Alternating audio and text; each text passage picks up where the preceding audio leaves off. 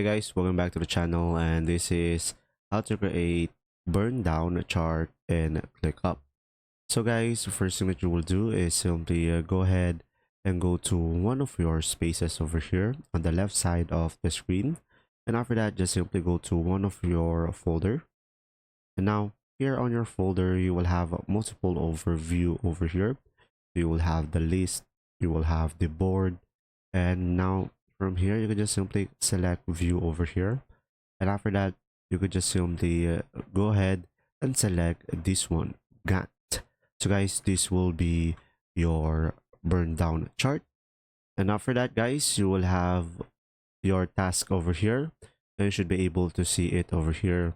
And now if you want to have your task pop up over here, you could just simply select on it, and now you just simply go for the dates over here and click on start and due, and just simply create a start date. So let's say I'm going to go for 13 and the due date will be the 15, and just simply close this one out. And as you can see, you will have this task over here.